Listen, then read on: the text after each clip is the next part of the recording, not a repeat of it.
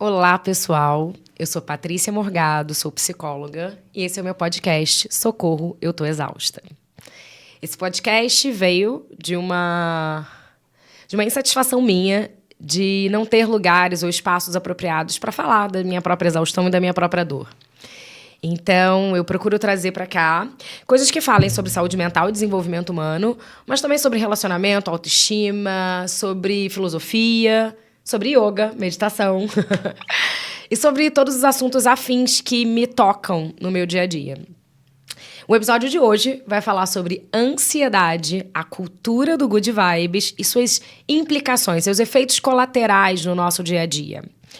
Como inspiração do programa de hoje, há uma semana viralizou um vídeo da Carolina Ferraz, que era um vídeo em que ela acordava, ia para as redes sociais dar uma olhada e alguém falava: bom dia, e aí, flor do dia, praticamente, né?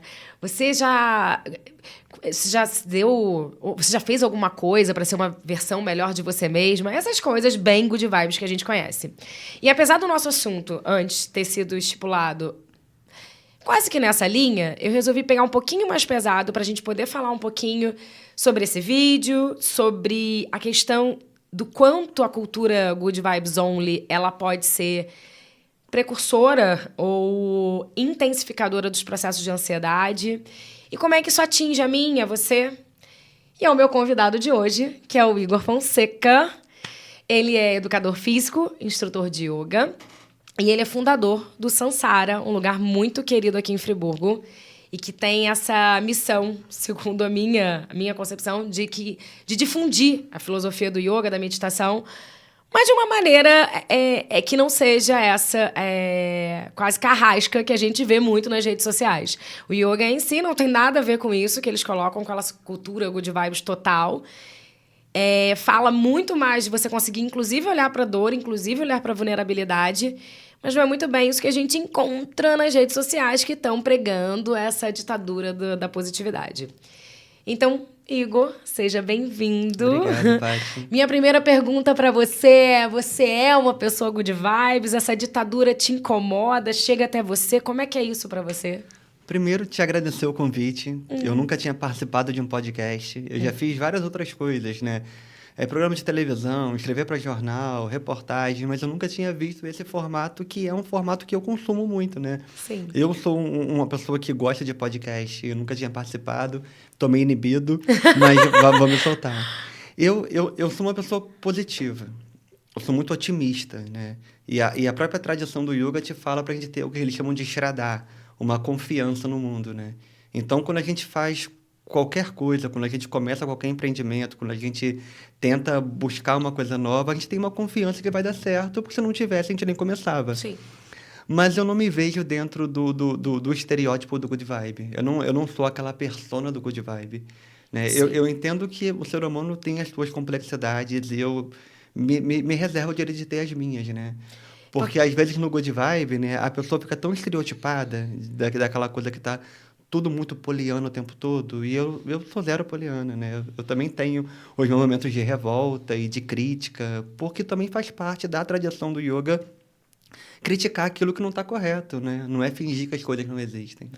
Aí você tocou num ponto que eu sempre fico pensando, né? Porque quando eu vejo essa coisa do good vibes, eu vejo muito good vibes também associado ao yoga, meditação, do tipo, eu fui lá, respirei hoje, nananana. Eu fico pensando o quanto isso está tão distante da tradição, efetivamente, né? Porque como você falou, ser positivo não é aplicar na sua vida uma positividade tóxica. Uhum. Você ser positivo é você encarar os desafios da vida, mas sabendo que daquilo ali você vai poder tirar êxito, ou você pode tirar sofrimento, aprendizado, enfim, um monte de coisa pode vir, frustração. Tudo isso pode vir naquele pote. Eu acho que ser positivo é isso que você falou. Olhar para determinada coisa, apostar. Porque eu acho que a vida é uma grande aposta, né? A psicanálise fala muito em aposta, né? Você tem que apostar. Você tem que estar com o teu libido voltado para apostar em algo. E isso eu acho que a gente pode chamar, né, numa positividade saudável e que faz parte do movimento humano. Uhum. O que a gente vem avaliar hoje, ou conversar, ou trocar mesmo uma ideia sobre, é sobre essa quase que uma imposição do seja feliz. Seja feliz produzindo, seja feliz o tempo inteiro. Eu ontem, inclusive, postei um videozinho que eu achei, eu adorei, que era o cara que ele começava o dia falando que ele tava... Cara, não, gente, é um desenho, tá? Tá lá no Instagram. É um desenho do bonequinho. E o bonequinho começa falando que ele tava dormindo, caiu um móvel em cima dele. Ele, sorria! Aí ele foi fazer o café da manhã, caiu óleo na mão dele, a frigideira. Ele, não, tudo bem, tá tudo ótimo. Você não pode achar que o dia tá ruim. Aí ele vai e perde o trem. Nossa, cheguei atrasado, mas que ótimo. Isso aí tá um pouco demais. Eu acho que é aí que o negócio começa a tomar uma outra proporção, né? Quando a gente inviabiliza a possibilidade de lidar com a irritação, com a frustração de, caramba, deu tudo errado no meu dia. Se alguém pergunta... Tem uma coisa que eu sempre gosto de falar, se alguém pergunta, como é que você tá? Tudo bem, tudo ótimo. A gente não se permite nem falar, às vezes, pros nossos amigos, não, tá horrível, não tô bem. Porque parece que isso é um discurso chato, é um discurso... Não pode. É deixado de lado. E eu acho que falar desse discurso da positividade tóxica é importante porque ele vai mascarando as nossas dores cotidianas. Porque ele vai exterminando um espaço social para se falar da dor. Eu acho que essa é a grande questão da gente, inclusive, que trabalha com esses tipos de filosofia good vibes, né? Porque eu também acho isso, são filosofias que pregam, sim, uma confiança diante de si, um olhar para dentro, mas aí é outro caminho, né? É outro caminho. Só que apesar de pregar isso, eu acho que em momento nenhum são filosofias que eliminam a negatividade, que fingem, né? Que eu tava lendo uma coisa hoje que é a negação do negativo. Que é como se fosse isso, né? E elas não eliminam uma coisa da outra.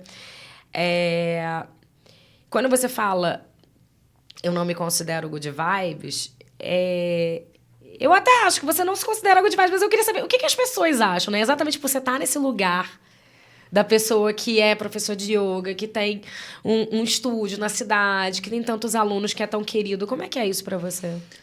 É um pouco conflituoso, a princípio, o seguinte aspecto, né? Porque eu dediquei uma vida a estudar esse conhecimento. Então, para a gente estudar uma tradição tão antiga, tem aí muitos documentos que são muito valiosos. Yoga Sutra, Bhagavad Gita, textos sagrados, Upanishads. A gente tem que ter uma noção de filosofia e também de psicologia para poder criar um texto que seja coerente para guiar aquela prática, né? Então, esse texto é um texto muito positivo, mas ele é um texto que mostra a dualidade do mundo. E que, na verdade, a gente tem que ser positivo para conseguir lidar com a dualidade e entender que a gente tem que digerir aquilo que é ruim, digerir o lado ruim da dualidade e estar com uma cabeça boa para conseguir lidar com aquela parte ruim e, ao mesmo tempo, tem que estar bem para aproveitar em plenitude aquela parte que é boa. Porque se você entra num colapso total, você não consegue nem resolver aquilo que perturba e você não consegue ter plenitude para aproveitar o tanto de bom de coisa que existe.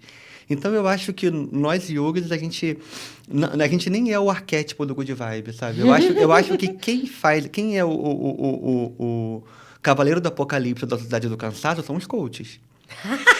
Coach da alegria, amigo. Eu te falei que eu amei isso. É o coach da alegria. Que eu acho meio que cavaleiro do apocalipse mesmo. porque a pessoa tá dando pane, a pessoa tá entrando em colapso total, ela não consegue mais sustentar a rotina dela. E aí o cara fala assim, continua, trabalhe 14 horas por dia, trabalhe 15, 16. Vá atrás do seu objetivo. Você é um empreendedor de si mesmo. Trabalhe enquanto os outros dormem. Se você tá se dando mal, é porque você não olhou para isso de uma forma diferente. É tudo sobre você, né? E é muito uma validação, né, da nossa sociedade, né? A sociedade do capital, a sociedade do desempenho. E quando... Gente, olha bem, nenhum dos coaches não me matem, não fiquem... Tá? Não tô invalidando a profissão de ninguém. A gente tá falando sobre um discurso do coach. Que não é de todos. Mas os poucos que fazem criam um estrago gigantesco. Enorme. Porque como você falou, como é que você falou? Cavaleiro do apocalipse da sociedade do cansaço, é o coach. Ai, adorei isso. E é exatamente isso. A pessoa tá lá... Não, eu vou no coach. Aí você chega lá e a pessoa inviabiliza qualquer questão social, cultural, que possa estar vindo com aquela pessoa. Familiar. Tudo isso é inviabilizado. Econômico. Porque você não está olhando para a coisa da maneira certa. Porque ele transforma o ser humano num ciborgue, né? Uma máquina de refrigerante. Bota a moedinha, a latinha cai. E aí esquece a complexidade de quem está ali, né? Por exemplo, tenho um conceito que eu acho terrível e que eu acho que também é um conceito que guia essa sociedade do desempenho, que é resiliência. Eu acho que a resiliência é um conceito tão ruim. Sabe por quê Então, que eu acho que ele é ruim? mal usado. Porque, primeiro que resiliência é o conceito da física, né? O que é resiliência? É a capacidade que você tem de botar pressão sobre o material sem que ele se destrua ou, se ele se deformar, voltar ao tamanho original. Quando você vai com o conceito da física e leva para o corpo humano, você já está coisificando o ser humano, né? Sim. Até que ponto ele é obrigado a aguentar muita coisa? Até que ponto tem que ser forte para tudo? Então, a gente não tem que ser forte para tudo. A gente não é ciborgue.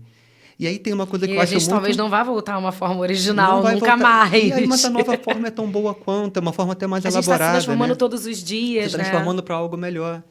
Uma coisa... Sempre eu falo muito sobre a Sociedade do Cansaço porque é um tema que eu gosto. Eu gosto do Byung-Chul Han. Eu acho ele fantástico. Todos os livros são fantásticos. É de uma leitura ardilosa, ele é difícil de entender, mas você tem que insistir para conseguir entender o que ele está falando.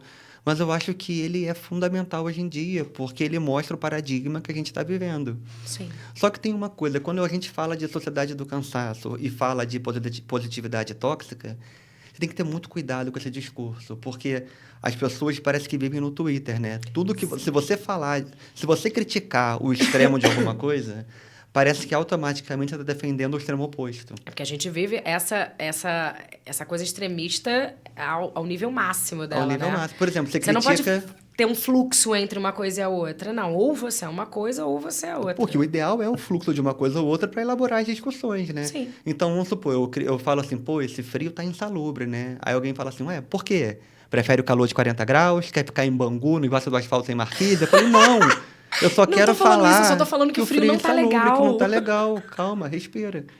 Esse exemplo foi quando maravilhoso. quando eu critico a sociedade do cansaço, eu quero o quê? Gente vagabunda, que não trabalha, que não tem ambição? Eu falei, não, eu quero só que ela não fique doente. Ou, e positividade tóxica, eu falei assim, então é para ser negativo, jogar urucubaca nas pessoas? Eu falei, não, é só para buscar o equilíbrio. Essa é a parte difícil desse discurso, da positividade tóxica e da sociedade do cansaço. É a galera que logo vai para o extremo oposto. Você falando Vamos essa falar coisa do negativo. E é o podcast com gente defendendo vagabundo. E o podcast com gente defendendo urucubaca. Vai ter alguém que vai escrever isso, talvez. Que vai falar, gente, mas o que esse pessoal tá falando? Não pode ser positivo. E aí, você falando isso me lembrou exatamente do vídeo da Carolina Ferraz, que ontem eu fiquei vendo os comentários. Gente, meu Deus do céu, as pessoas entravam numa discussão que era... Você não entendeu o que está sendo dito. Se ela está dando um bom dia, que a pessoa pode ter uma versão melhor dela cada dia, é porque ela está falando do que a pessoa pode desenvolver em si. Mas o que a Carolina estava falando era... Gente, ok, isso não serve para todo mundo. Isso não é uma quase que um ditado, sabe? Ó, todo mundo, todo dia vai crescer um pouco. O que ela diz no vídeo dela é... Gente, eu acordei hoje e às vezes o máximo que eu consigo é acordar, tomar meu café, trabalhar, responder minimamente ali ao que a vida tá me exigindo e voltar para casa. Não vai ser o dia que eu vou ter os grandes insights ou as grandes coisas. E eu acho que isso é muito conflitante, porque a maioria das pessoas, como a gente vive essa cultura das redes sociais e daquilo ali tá vendendo uma vida de perfeição que não existe, na verdade, não existe. Mas é muito sufocadora quando você tá ali na sua vida real, acordando com criança para levar pro colégio, com roupa para lavar, com minimamente um trabalho para fazer. A tua lista é muito maior do que aquilo que o teu dia permite você realizar em 24 horas. E aí você vai dar de cara com isso na rede. Aí você fala, eu não tô fazendo o suficiente por mim. Eu deveria fazer mais por mim. E aí você começa esse processo de autocobrança que quase que vem instintamente. Aí a pessoa vai falar assim, não, mas eu não faço isso. Porque eu adoro também quem se aliena, inclusive da possibilidade da reflexão, né? Porque eu acho que é isso. Fluxo é isso, gente. Escuta, elabora, pensa. A gente fica meio escravo do paradigma, né? A gente vive na sociedade do cansaço, pelo que o Chul Han fala, né? Que é uma troca, né? O Foucault falava do vigiar e do punir, onde todo mundo era cobrado e o imperativo era do não. E a gente entrou naquele imperativo do sim, onde você pode tudo. Então, você tem que ser o mais bonito, você tem que ser rico, você tem que ser bem-sucedido. E tudo de preferência, assim, né? não ter ruga, ter gominho no abdômen e trabalhar 14 horas por dia e ganhar teu primeiro milhão muito rápido, senão você é um fracassado. Só que a gente sabe que esse modelo não existe. A gente finge que acredita no outro, né? Porque tem aquela frase que fala o seguinte, né? A grama do vizinho é sempre mais verde. Só que a gente sabe que a grama do vizinho não é verde. A gente sabe que o vizinho bota um filtro no Instagram pra grama ficar verde. verdade. A gente sabe que é um filtro, mas a gente chega em casa e bota um filtro mais verde ainda na nossa grama, porque a gente tem que ganhar até da mentira do outro. Mas E é que aí, tá, olha você a falando psicose isso do da filtro. sociedade. Por mais que a pessoa, às vezes na clínica mesmo, você tá conversando com alguém sobre a questão das redes sociais, aí você fala, tá, mas aquela vida ali é uma vida instagramável. Ninguém vai pro Instagram pra botar o pior da própria vida. Inclusive, porque eu tava tomando banho hoje pra vir pra cá e eu pensei num polo oposto, que é, ou a gente vai lá e coloca isso nessa embalagem muito bonita pra falar sobre uma vida positiva, alegre, felicidade sempre, ou a gente vai pra espetacularização do sofrimento. Uhum. Que também engaja. Que engaja. Eu tava dentro do banho, eu falei assim, tá, mas olha bem, se a gente... a gente também posta foto mais bonito, né? Tá lá mais tananana, porque ninguém quer ficar ali também contando. Mas quem quer contar, quem quer falar um pouco mais da realidade, aí o que faz? Transforma aquilo tudo num espetáculo. E aí, exatamente, porque aí o espetáculo engaja. Então, a gente também tá falando dessa mesma sociedade, que no final das contas já que eu sou empreendedor de mim mesmo, né? A gente vive essa coisa do, não, eu sou empreendedor de mim mesmo. Isso é muito escravizante. Então, que seja pela positividade ou pelo espetáculo da minha própria tristeza, eu vou crescer, eu vou ter sucesso, eu vou ter, sei lá, o que as pessoas almejam com isso, fama, não sei. Mas eu vou chegar nesse lugar. O que é muito adoecedor, tanto um lado quanto o O outro. Churran fala isso, né? Que a gente virou carrasco de nós mesmos e a gente chama isso de realização. Sim, e fica uma coisa linda, né? Nossa, pra eu me realizar, eu vou, ou então estou me sentindo realizado por conta de. E aí, conta de... Mas não é algo genuíno, não é algo interno, não é um processo interno. É muito dos resultados que são alcançados, daquilo que você recebe do meio como um selinho de validação, né? Porque nem é a sua própria validação. Você vê muitas pessoas... Teve um episódio do... Ai, gente, Black Mirror. E falava muito disso, sabe? Eu não vou lembrar o nome do episódio, depois eu conto pra vocês, tá, gente? Da última temporada. E o garoto, a vida dele, particular, vira um espetáculo total. O cara tá super mal com aquilo, mas tá ganhando prêmio. É. Todo mundo, nossa, você viu aquele cara tal, que maravilhoso. Agora, né, viralizou, que maravilhoso. Pô, o cara termina as últimas cenas, ele, assim, completamente arrasado. Então, isso não condiz com o que é real. E por mais que as pessoas saibam que aquilo ali tá no filtro, que nanana, e eu escuto muito isso de paciente do tipo, ai, mas eu vejo as pessoas fazerem X coisa e eu não faço. Eu vejo as pessoas incluírem isso na rotina e eu não incluo, eu não consigo incluir.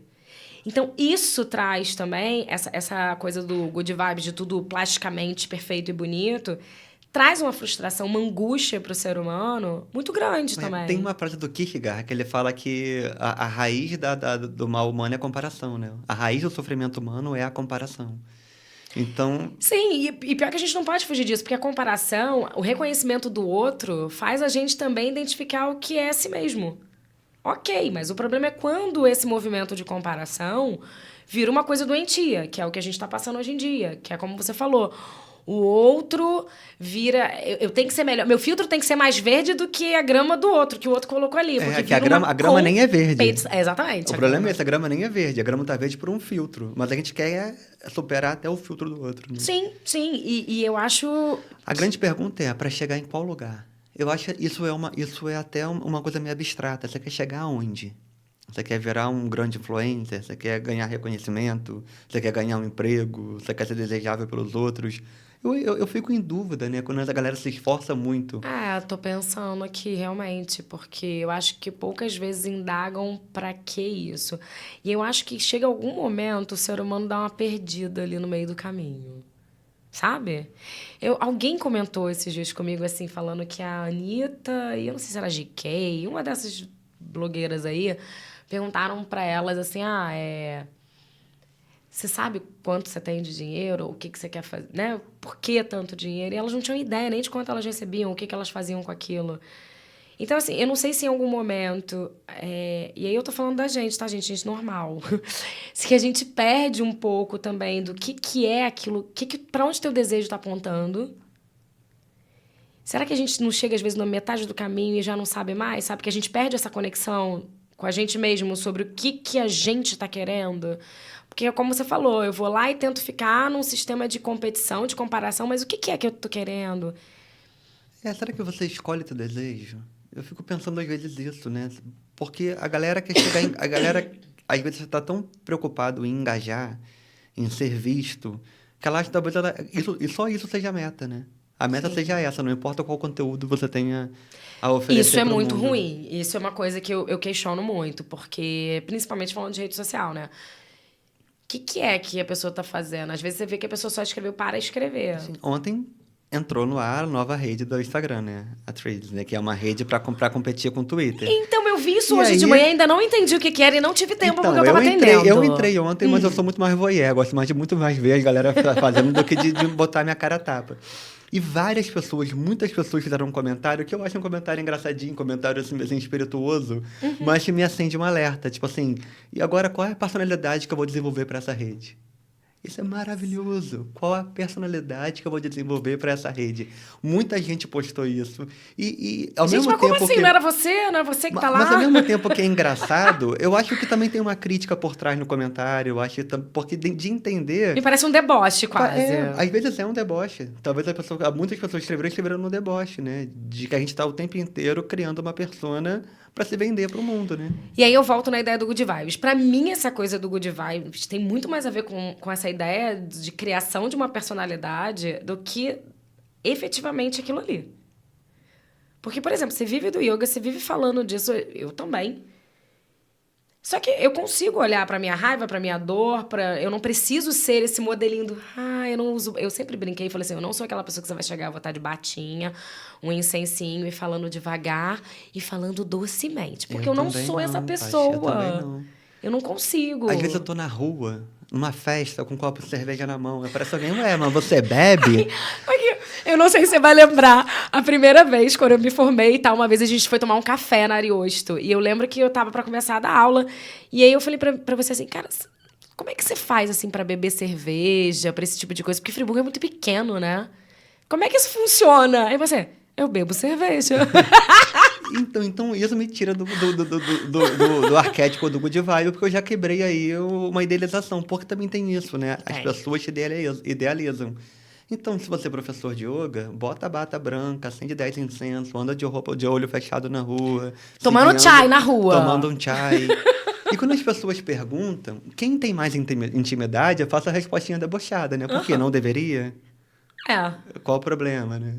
Mas para quem eu não posso dar uma resposta debochada, eu falo assim, eventualmente, eu vou tomar... eu tomo. Eu falo, tomo. Você também não tá... Eu gosto muito de usar o outro ali na hora. Você também não tá tomando? Não tá gostoso? É isso. Mas ele te replica, mas você é o guru. Primeiro, a Mas gente eu não não é sou. guru. Não existe guru. Isso é uma coisa para todo Nossa, eu mundo pensar. detesto. Não existe guru. Existem professores, existem pessoas que estão focadas em determinado conteúdo para explicar aquela tradição, mas para de botar as pessoas como Tentar vestir, obrigar você a vestir uma é. roupa que nem a sua, né? Até porque se a gente esperar uma pessoa que seja unânime em tudo para escutar o que ela tá falando, a gente não vai escutar mais ninguém no mundo, porque ninguém tá unânime, sabe? Você tá falando disso, eu lembrei uma vez, eu adoro os textos do Osho, e o Osho foi o cara mais doido possível, né? Considerado louco. A E mesma uma coisa. vez, eu tava com um livrinho dele, e eu levei umas revistas falando de vários gurus. E os problemas de violação sexual e financeira que eles tinham.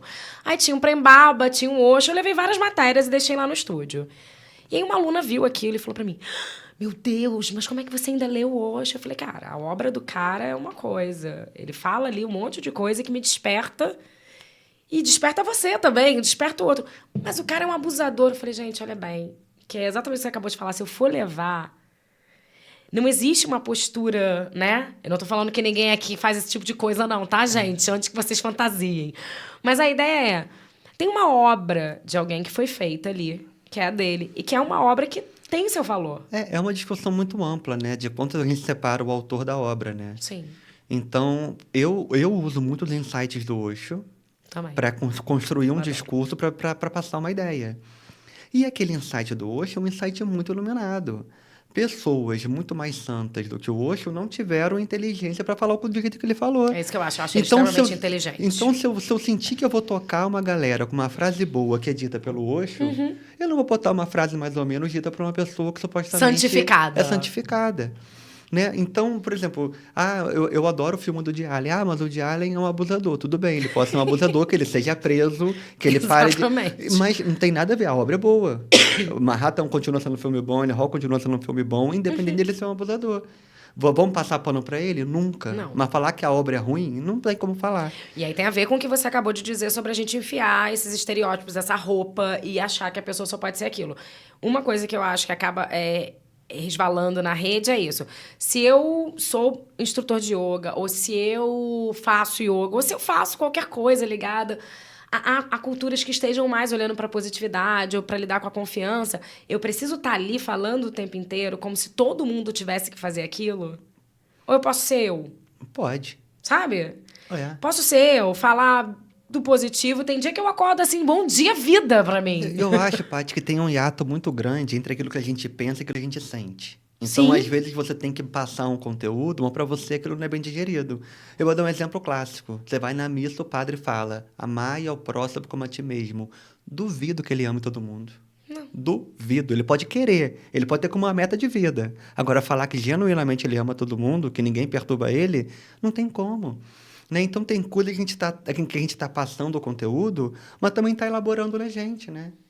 Então tem muitas coisas da ética do yoga que são coisas muito bonitas. Eu espero um dia chegar lá. Mas como eu sou humano, eu falho no meio do caminho. Eu saio pela tangente e volto.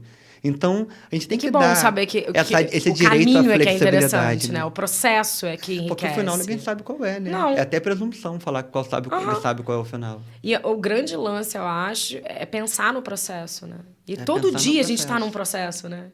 Eu sempre falo, todo dia a gente está num processo. É respeitar esse processo, é conseguir enxergar esse processo. Me veio agora uma outra questão que é, inclusive, pessoas se afastarem de qualquer prática nesse sentido exatamente por achar que é muito distante do que é a possibilidade interna dela. Escuto muito, você também deve ter escutado milhares de vezes a pessoa, nossa, meditação, nossa, não dá pra mim, não, sou muito ansiosa. Não dá. Ou então... que a pessoa olha exatamente estereotipando. Não, essas pessoas são muito calminhas, lidam muito, né, good vibes com as coisas. E não é isso. E a pessoa se afasta de uma coisa que poderia ser interessante para ela por conta de um discurso amarrado aí, que eu acho que fica um discurso inflexível e indisponível para um monte de gente. Eu me acho muito suave, muito acessível no discurso, né, que eu tenho uma ideia muito mais de acolher do que de confrontar. Sim. Mas, de vez em quando, bate algum de frente, você quer dar um confronto. Fala assim, pô, quando você senta aí e diz que você é ansioso e não consegue meditar, primeira coisa, não existe genética da ansiedade, que eu saiba, né? Você nasceu com a genética do cabelo crespo, do olho azul e da ansiedade. Isso é uma dificuldade emocional de se adaptar ao mundo. Então, quando você bota ansiedade como característica, eu te digo, você não é ansioso, você tá. Você pode estar 40 anos ansioso. Mas falar que você você vai arrastar essa corrente a vida inteira, você nunca vai querer mudar isso. Podendo, né, criar alguma coisa, alguma estratégia que vai te ajudar. Preferem estratégias da nossa sociedade de desempenho, que é, eu não posso parar, eu não posso elaborar, eu não posso pausar. Vou procurar um remédio, vou tomar esse remédio, e esse remédio vai ver borboletinhas azuis e isso está resolvido. Só que o que acontece? Só vai juntando um transtorno no outro, comorbidade na outra, quando vê, já está tomando 500 remédios. Mas essa é a solução. Eu escuto também com uma facilidade muito grande, que eu fico apavorada, que é... Mas você não ia procurar, sei lá, terapia, psicoterapia, ou uma atividade terapêutica, enfim, o que a pessoa resolveu escolher? Ah, não tem paciência para isso não. Fui lá, tô tomando um remédio, mas... tô tomando os 3 remédios que ele me passou. Mas... o que ele falou? Como é que você tá? Não, ele só falei que eu não tô dormindo bem, tô muito ansiosa, não paro de pensar. Mas as pessoas não querem elaborar sobre isso também. Eu sou ansioso, mas e aí? Cara, tem que ter um caminho. Eu dou uma provocada nos alunos e falo assim, você tá sentadinha aí, tá perturbador? Pô, se você não tá se aguentando, imagina o resto do mundo, né? Porque se nem você dá conta de você mesmo, né? Imagina o que os outros estão achando da tua presença. Aí todo mundo ri, é claro que a gente fala isso num tom de brincadeira, não fala num tom de Sim. acusação, que seria uma coisa muito grave falar isso Mas eu gosto de desse tipo forma... de provocação. Eu acho que a gente Porque, tá ali exatamente pra fazer essa porque às vezes ponte da esse provocação. pequeno humor, ele faz com que a galera dê o estalo pra refletir sobre algumas coisas, né? Sim, eu acho que Então, são coisas sutis que a gente não tá enfiando goela abaixo, no sentido, cara, já pensou nisso, sabe? Você já pensou quanto tá difícil aí? Por que tá difícil? Já começou a pensar sobre isso? da onde que vem a dificuldade? Da onde que vem teu transtorno? De onde vem a tua ansiedade? De onde vem a tua dor? Então, não tem resposta pronta para tudo que vem de fora. Então, eu duvido que a indústria farmacêutica crie o comprimido milagroso que o curador de existir. Então, eu falo para a galera que se for tomar Mas as pessoas querem. mas se for tomar medicamento ansiolítico, saiba do seguinte, o medicamento tem a função de te equilibrar quimicamente para que você volte a pensar com lucidez. Exatamente. Agora, querer que o medicamento te dê a lucidez é pueril, é Falo ingênuo, isso o né? tempo inteiro pros meus pacientes. Gente, olha bem, remédio não é... Às vezes eu vejo pessoas assim, 2 anos usando mesmo. Mas por que você ainda tá, né? Chega, por que você tá usando? Como é que tá esse acompanhamento? Não tem acompanhamento. Eu tenho gente que usa o mesmo remédio há 15 anos e nunca, sabe? Já usa aquilo ali. O Paty, é tão engraçado porque antigamente, quando tinha aquelas fichinhas de papel ainda, né? Sim. De anamnese, né? A quantidade de pessoas em Friburgo, eu falo Friburgo porque é o meu lugar, é onde tem a amostragem, que usa Rivotril, química escrota velha, sabe? E usa como se fosse floral de bar. Pinga 500 gotas. Sim. Mas não vê nada de errado com isso.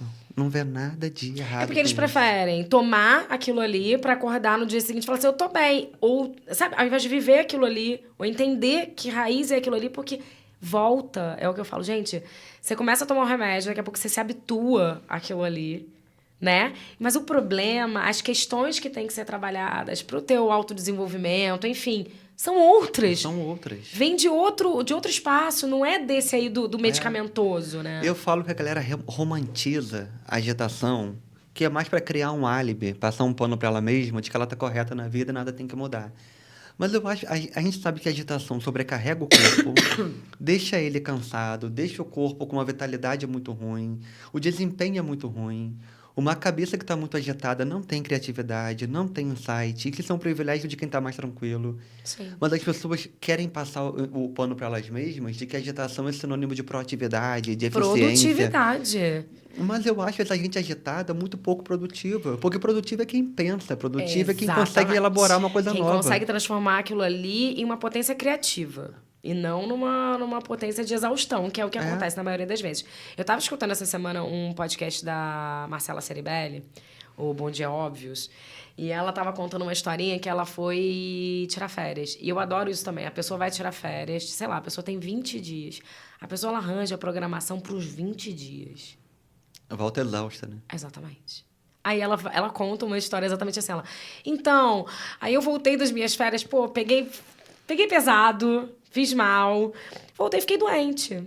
Aí falei com uma amiga minha X, ela falou, faz o que o teu corpo tá pedindo, ele tá pedindo. Se você não parou nas suas férias inteiras, ele tá te pedindo. Para agora. É só isso que ele tá te pedindo, escuta ele. Né? Que aí a nossa ideia inicial era exatamente falar esses corpos exaustos e mente, né? A gente acha que, uma coisa é fragmentada da outra, peraí. Não, tá tudo ali juntinho. Se tua mente tá exausta, se você tá exausto com essa agitação toda que você mesmo colocou, teu corpo vai dizer, bebê.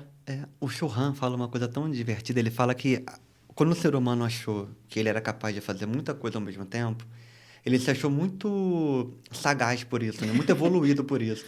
Mas ele falou, isso é coisa de animal selvagem. Eu peguei esse texto semana Porque passada. o tigre tem que dar conta da caça, tem que dar conta Isso é primitivo, bebê. É primitivo. Entendeu? O ser Multitask humano... não é O ser algo... humano, ele é genial porque ele é unitask, né? Porque ele consegue dedicar atenção para uma coisa só. E tem muita gente que pode falar o seguinte, eu consigo fazer tudo ao mesmo tempo com qualidade. Tá bom, talvez seja pra tua vaidade, mas eu duvido que Também se você duvido. focar e botar energia numa coisa, não vai ser muito mais bem feito. Vi um vídeo também semana passada que falava sobre isso e era uma mãe, uma mulher, eu não lembro agora quem era exatamente, mas era uma mulher falando. No momento em que eu faço muito bem o meu trabalho, eu não estou fazendo bem a minha organização de casa. No momento em que eu estou com o meu filho brincando, eu não estou fazendo bem o meu trabalho. Então, assim, gente, não acontece tudo lindamente, simultaneamente. Quando você faz uma coisa, você abre mão de outra. E alguma coisa vai ficar pelo meio do caminho. Né? Vai ficar ali, olha, não dá. Falo de novo, tem uma lista de demandas pra gente diariamente que é humanamente impossível de responder. Eu caí na cilada de adiantar os áudios do WhatsApp.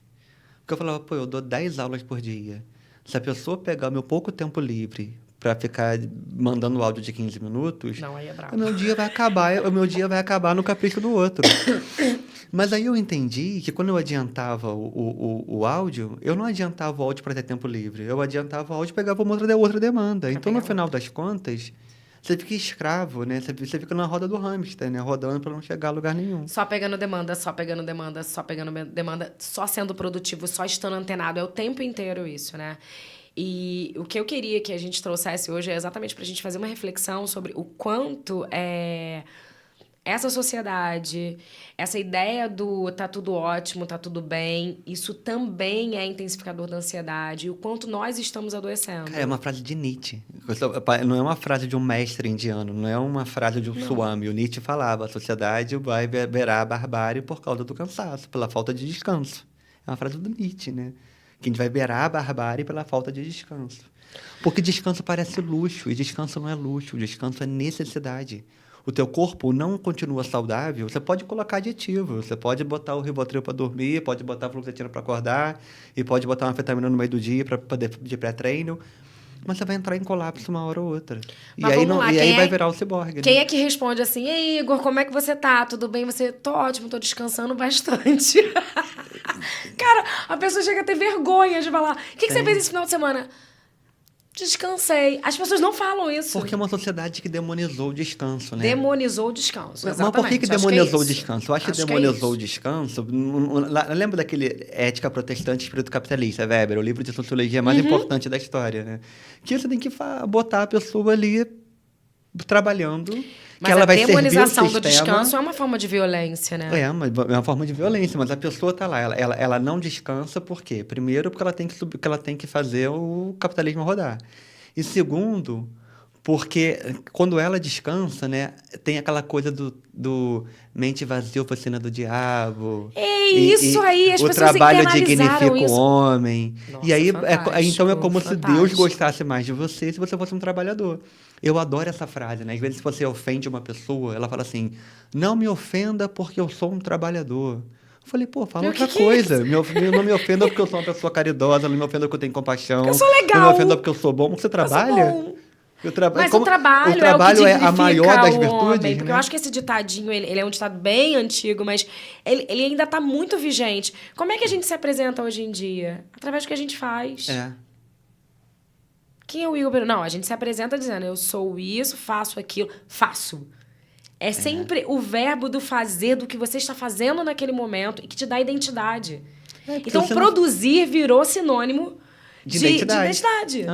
Como é que então eu não vou produzir? Se eu não produzo, então eu sou o quê? Se apresenta de outra forma. Eu sou a Patrícia, eu gosto de comer brownie de manhã, e tomo meu café quando eu de adoçante e fala doida, né? Exatamente. Oi, prazer, qual é o seu nome? Patrícia. Eu não tomo café, eu gosto de chá. Ah, eu sou chata.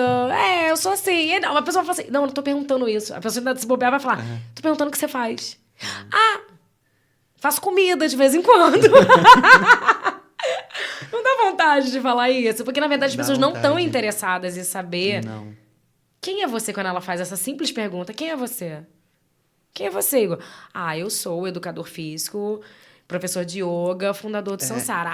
Ok. Aí parece que dá um lugar na caixinha mental das pessoas. A pessoa te bota dentro da caixa certa, né? Exatamente. Eu tenho muita dificuldade de não entrar na pilha da sociedade do cansaço, de não me cobrar demais. Então, tem horas que eu paro por completo. Falo assim, não, já dei 10 aulas, eu tenho direito de não fazer nada. Aí a cabeça fica assim, mas por que você não está criando um texto para rede social? Porque o pessoal das mídias pede que você faça isso, porque é importante nutrir. Aí, por que você não está fazendo isso? Por que você não está montando montando aquele projeto que está parado? Você monta um workshop, vai dar um aulão. E você fica se cobrando, porque a impressão que o mundo te empurra a achar que você não estiver fazendo sempre isso, você é acomodado. Sim, que é a coisa da demonização do descanso. Gente, quantas vezes eu já cheguei em casa muito exausto, mas na capa do Batman, E eu falei em casa, na minha família, tá, não sei o que, pô, tô morto. A pessoa, você tá novo ainda. Tem muito tempo ainda, você tá novo, você aguenta. Isso. Você aguenta. Pô, Não, mas se eu não quiser aguentar, cara, eu sou obrigado, eu sou menor por não estar aguentando. é. E quem tá Aí a gente competindo chega, comigo, e aí quem a tá gente competindo chega... comigo tá mais que isso? Porque eu trabalhei 10 horas por dia, dei 10 aulas, falei 10 horas seguidas, plantei bananeira e fiz abdominal. Tem Teu alguém exemplo é fazendo 16? perfeito, que é exatamente o que a gente falou dessa ansiedade geradora e a partir dessa coisa do eu tô conseguindo tudo, eu tô fazendo tudo, eu sou ótima, eu fiz yoga hoje, tomei meu chá, fui pro trabalho, corri, já voltei, já peguei... Você tá entendendo? Aí você olha e você fala, será que eu deveria estar fazendo tudo isso? E o problema é que nunca é o suficiente. Nunca. Nunca vai ser o suficiente. Porque eu... Mas o ser humano lidar com essa coisa desse buraco, da falta, da incompletude, ok. O problema é quando a gente joga um monte de coisa em cima disso, né? Tem aí uma cobrança meio que implícita, social e cultural, quando você chega nesse lugar aí. Antigamente, você morava lá na fazendinha, você voltava às 5 horas da lavoura lá, você tinha que dormir, porque no dia seguinte você tinha que acordar super cedo para manter aquela rotina toda de novo. Hoje em dia, eu escutei de um amigo esses dias, e ele falou, cheguei em casa 10 horas da noite e fui escutar o seu podcast. E aí eu botei para escutar e eu fui arrumar a casa. E aí eu comecei a arrumar a casa e falei assim, gente, olha o que eu tô fazendo. São 10h30 da noite, quase 11 horas. Eu tô fazendo exatamente o que ela tá falando aqui, que a gente tá pirando. Que é, a gente chega em casa... É como se o dia não tivesse mais fim. Tem que fazer. Não, minha casa também tem que estar limpa. E amanhã eu já tenho 1000 coisas pra fazer. Amanhã eu tenho que... E a gente vai vivendo... Aí todo mundo fala, não tenho tempo. Inclusive, é o tema de semana que vem. Mas de que tempo a gente tá falando, né? Porque as 24 horas continuam sendo 24 horas. É a sensação de vivê-las é que mudou. E por que tem que fazer tudo num dia só? Por que tem que dar conta de tudo? É muito doido. Porque você chega em casa, e eu tô pensando no teu exemplo, e você simplesmente não fala, vou descansar, e não tenho que tirar o projetinho da gaveta pra colocar ele, porque eu tenho umas horas vagas, sabe? E aí eu fico pensando, pô, eu faço musculação todo dia, eu faço Muay Thai 3 vezes por semana, eu faço yoga todo dia, eu faço pilates, eu ando de bicicleta, eu tenho 2 espaços, um no centro e um no Cônego, e eu dou aulão no final de semana, e eu faço workshop. Ai, chega, cansei. Cansei. Que mais que o mundo quer que eu faça, sabe? Exatamente. Ai, amigo, fiquei cansada por você. Para. Em que momento o Igor é o Igor? E quando tem momento do Igor ser o Igor, eu fico assim, cria. O que é ser o Igor? Porque eu acho que é isso. É jogar videogame? É ler? É maratonar uma série? É beber cerveja? A gente não sabe mais porque a gente tá dando pouquíssimo espaço pra isso. Porque o personagem e o ator... Tá virando um monstro vira uma coisa só, né? Eu fico pensando, esse personagem tá virando um monstro, né? Porque essa coisa do empreendedor de si mesmo faz a gente trabalhar 24 horas por dia. Exatamente, é o que o Churran fala. A gente tá no celular e a gente tá pesquisando coisas sobre o nosso trabalho. Que a gente se autoexplora. Sim. E eu sou mais carrasco sobre mim mesmo que qualquer outro chefe que eu tive na vida foi comigo. Eu já me senti muito oprimido por muita coisa que quem estava num cargo acima do meu me infligia. Falou assim, pô, meio que abuso, hein? Mas os abusos que eu boto sobre mim mesmo e não percebo porque isso é realização. E todo mundo aplaude. Porque vem com isso, porque né? Isso é realização. Vem com a desculpa da realização. E se você não tá fazendo isso, você é isso. Você é um vagabundo. É vagabundo. Você só não cresceu na vida porque você não quis. Então, se eu critico esse modelo, automaticamente eu estou defendendo a vagabundagem, né? E essa é a parte muito doida. Que são os opostos que a gente estava falando. O Han, ele fala, né, que isso tudo vem de um excesso do igual. E eu fico muito pensando também nisso, o quanto a gente fica nessa tentativa. A competição que a gente falou, a vontade do meu filtro ser melhor do que aquele ali, mas a gente acaba igualando muito as formas de ser. As suas reclamações ou as suas preocupações com a sociedade do cansaço, por exemplo, se você sentar numa mesa com 5 pessoas, você vai ver que é muito parecida com outras pessoas. Que a gente vive dilemas muito parecidos. Sabe? Até porque as instituições da época do vigiar e punir, né? Da época do Foucault, era o quê? Presídio, manicômio, hospital. O que prende a gente hoje em dia? Rede social, academia de ginástica, né? O olhar do outro. Então, na verdade, a gente fica... É uma coisa muito... A gente está aprisionado, mas, ao mesmo tempo, apaixonado pela prisão. Ai, tem um cara maravilhoso chamado Parece uma Sennett. coisa meio síndrome de Estocolmo ao contrário, sabe? Sim. Tem um cara maravilhoso que ele fala sobre relações de trabalho, né? Na contemporaneidade. E ele é filósofo também. E ele fala muito sobre isso. Como é que a coisa mudou, mas piorou nesse sentido. Como você falou, o maior carrasco ou o meu pior patrão sou eu mesmo. Porque, no final das contas, eu me exijo muito mais do que se tivesse alguém ali. Por quê? Eu tenho que me exigir. Isso é minha obrigação anti-fracasso. Né? Então, esse sentimento de eu não quero fracassar diante da minha família, eu não quero fracassar diante das pessoas que eu gosto, eu não quero fracassar diante do meio que eu convivo. Então, eu vou lá e eu me exauro, entendeu? Eu sou capaz de fazer coisas muito piores do que uma empresa, do que... Não que também não aconteça isso, tá, gente? Mas a gente se coloca nesse lugar. Por que tem empresas, por exemplo, seu horário de saída é 6 horas. Você vê que tem um monte de funcionário que faz uma questão de ficar até as 8h30, trabalhar acima, porque acha que vai ser reconhecido por aquilo. Uhum. Tá com o telefone o tempo inteiro, 24 horas. Não, é da minha empresa, peraí, ó. Não, porque eu tenho que mostrar serviço, porque eu tenho que fazer... Mesmo que a pessoa não seja empreendedor, ela também tá ali nesse lugar do eu preciso mostrar o melhor de mim. E isso foi colocado na gente muito cedo. Eu lembro da minha época de ensino médio, de terceiro ano, vestibular. E eu não sei se o discurso mudou, porque, o ensino médio foi 20 anos atrás, né? Uhum. E se mudou alguma coisa, mas naquela época, estuda. Se você não estiver estudando, se você estiver jogando videogame, quem está jogando vai roubar tua vaga. E você está na correria, na competitividade, vendo qualquer outra pessoa do mundo como uma possível ameaça, né? Você parou de confraternizar com o mundo para enxergar o mundo como uma ameaça. Gosto muito dessa leitura. Porque eu acho que é isso. É uma sustentação dessa competitividade no nível mais vil. Porque, na verdade, você tá afirmando pro outro que tá ali na construção de personalidade, nessa época aí, adolescência e tal, dizendo para ele, ó, o mundo é ruim. Se liga. Então não tenha prazer. É isso aí. Porque a tua hora de prazer vai ser a hora que a pessoa vai roubar a tua vaga porque ela estudou que você não estudou. E tem alguém que vai pegar o teu lugar. E aí, então que se vida liga. é essa que não tem prazer? Porque por mais que uma pessoa goste de ser sendo bem-sucedida, que ela tenha um fetiche no ser bem-sucedido, mas só isso é prazer para ela, não precisa de mais nada. Você não tem que ter um relacionamento, você não tem que sair com amigos, você não tem que fazer um esporte. O ser bem-sucedido te supre de tudo. Né? Então, você nunca vai fazer um passeio, você nunca vai entrar num relacionamento afetivo, de amizade. Porque... Você tá falando isso, eu fico pensando, né? Eu acho que eu acabo sempre no mesmo lugar pensando sobre esses assuntos, cara. Que eu acho que a única coisa que salva aí vou falar bem a Nassui, né? O amor. Mas é a vincularização, né? Porque é isso. O que te transforma numa pessoa bem-sucedida? O teu trabalho, quanto você ganha, ou o lugar, ou o status que você tem, né, profissionalmente? Ou quando você volta pra casa, será que te sobra alguma coisa? Será que porque tem algo? Ali deveria ser o ponto alto do teu dia. As pessoas que você gosta, as pessoas que se divertem, que riem com você, que assistem a série junta. Fica tudo muito, muito fechado. E é como se não tivesse mais valor isso, e que o único valor fosse esse, que passa nas redes. E só tem valor em encontro com amigo agora também assim, né? Se você tira a foto e tá lá. E a gente sabe disso, mas a positividade tóxica não deixa a gente entender. Porque sempre vai ter alguém que fala assim, não, continua mais um pouco. Você vai chegar onde você quer.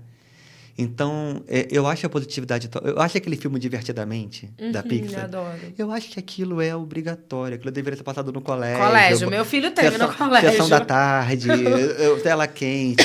Para todo mundo ver, para adulto ver também. Que emoção é importante. A gente tem que ter tristeza, tem que ter raiva, tem que ter angústia. Que quem não tem sentimento é sociopata, é frio, né? As pessoas correm disso hoje em dia, né? Por isso que não dá pra ser good vibes o tempo inteiro, porque tá tudo aqui, né? Para transformar a tristeza em doença. A tristeza é um estado natural.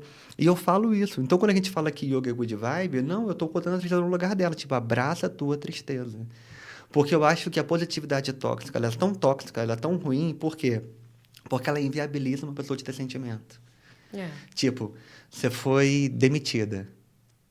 Aí você tá tristona que foi demitida e tem um monte de conta pra pagar. Fala assim, liga pra isso não.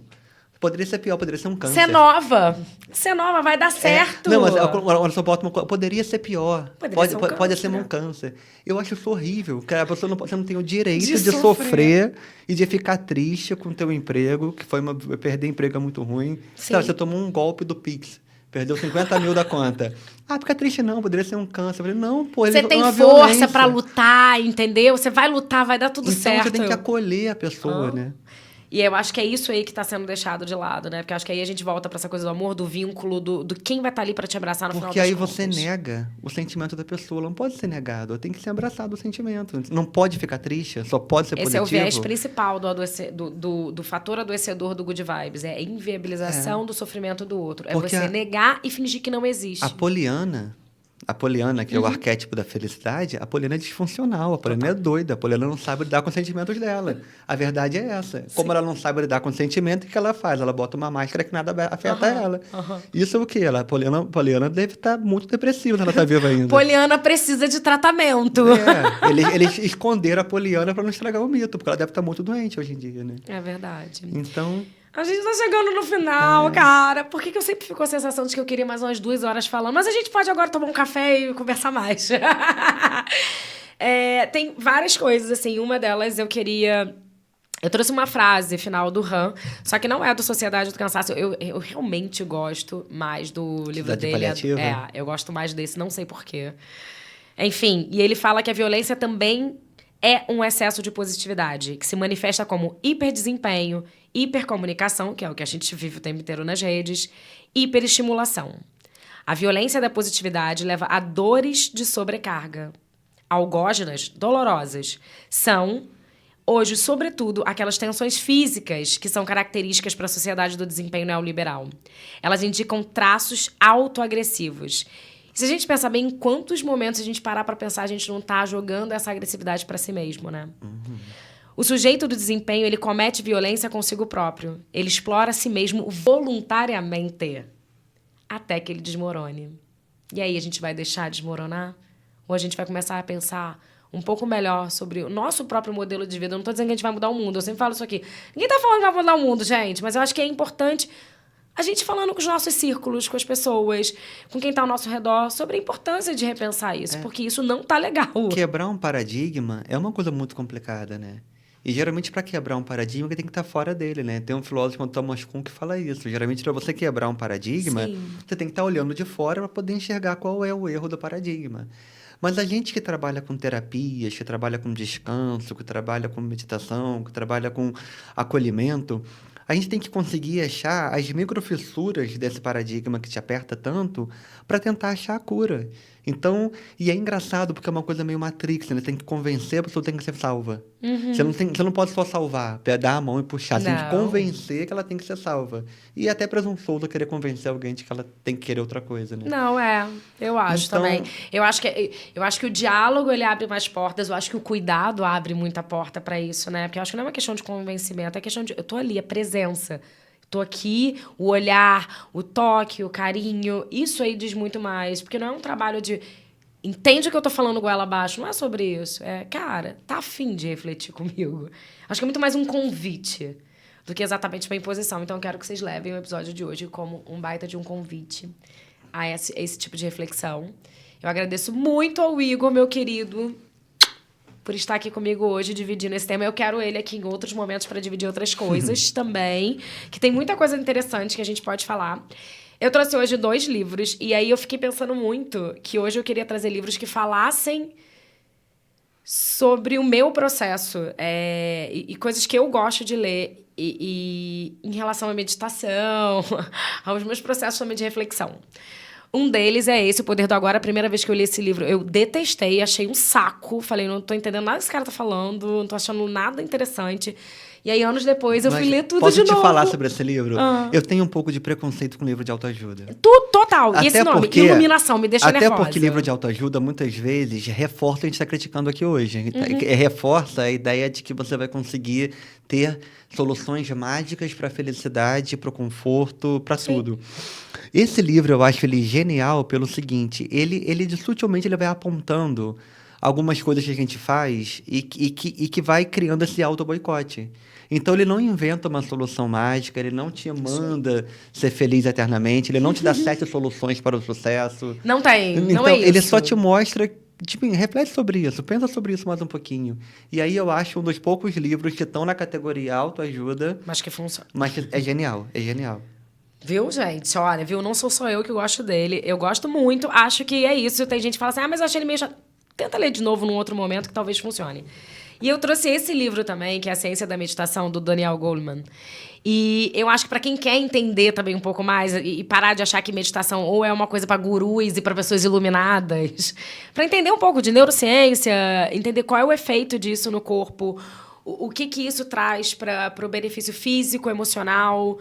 Então, eu achei esse livro aqui lá, eu fiquei pensando assim, uma coisa que seja mais pontual, mas que consiga falar também disso, não de uma forma também toda good vibes, autoajuda. Então, eu trouxe os opostos, assim, para vocês darem uma pesquisada. Eu acho muito importante a gente entender que é o seguinte, o estado meditativo, ele vai te ajudar a lidar com um tanto de oscilação que a tua mente tem. Então, a tua mente está o tempo inteiro pipocando de um pensamento para o outro. E aí vem carência, aí vem apego, aí vem aversão, aí vem vaidade, aí vem ignorância, aí vem cobrança.